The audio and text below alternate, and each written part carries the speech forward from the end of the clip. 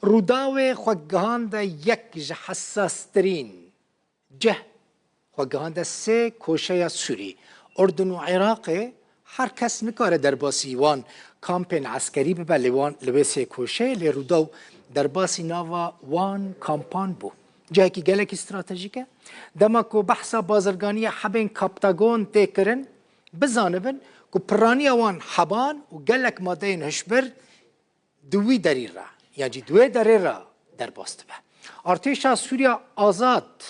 وان دوران کنترل دکه ولدجی قاچاقجین کپتاگون و ماده هشبر دست به شرکی گلکی بزن کریه کی ویا که بیجه نقیب احمد چیلو دبیجه که فرمانداره که ارتش سوریا آزاد الوی داره جتورا مدیه یا روداوی را گود که وان دست دانین سر 9000 حبن کپتاگون ین هشبر حسین عمر اف راپورت آمده کریه ناوچه تنفیل باشور روجلات سوریه کدبن کنترل ارتش سوریه آزاده بوه نافچه که روبروبونا قاچاقیا مادین هشبر اف دیمنین هزین سوریه آزادن کروژا پنجشنبه هاتنه کشاندن و تایبت جبو تورا مدیایی یا روداوی هاتنه شاندن نقیب احمد چیلو که فرماندارکی ارتشا سوریه آزاده جتورا مدیایی یا روداوی را گود که هزین وان دست دانین سر 9000 حبن کپتاگون طبعا يوم امس صادر جيش سوري الحر 90,000 حبه كبتاغون ده ارتش سوريا آزاد دستانی سر 9000 حبن کپتاگون لنافچه 55 اف بار هاتبو آماده کرن جبو قاچاقیه جبو اردن و پاش ولاتن کنداوه اف ماده هشبر که رژیم سوریا قاچاقیه بوان دیکه مترسیه که مزنه بو آرامیا نافچه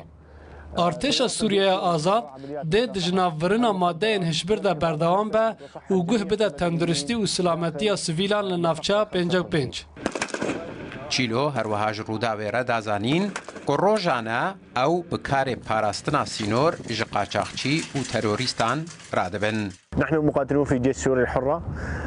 نقوم ام وکو شروان ارتش سوریه آزاد روزانه دوریه انسر تواهی خیزا سینوری نافچه 55 بریوه دبن آرمان جوان دوریان ریگری لدرباسبون قاچاقچی ماده هشبر و ریخستن تروریست که زیان دیگهین آرامی و اولهی نافچه 55 نافچه تنف گوزونا 55 جیجرته گوتن لسگوشه سینوری یا سوریه اردن و عراقت کوا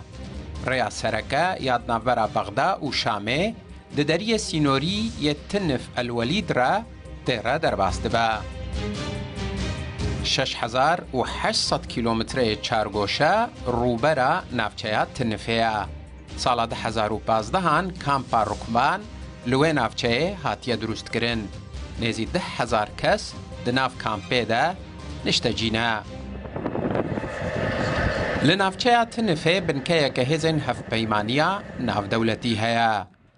جبلی راهنان و پرورده کرنا چکدارین ارتشا سوریه آزاد هزین هف پیمانیا ناف دولتی روبروه چالاکین داعشتین و چاودیریا سینورت نافبرا سوریه و عراق دتکن حسین عمر روداو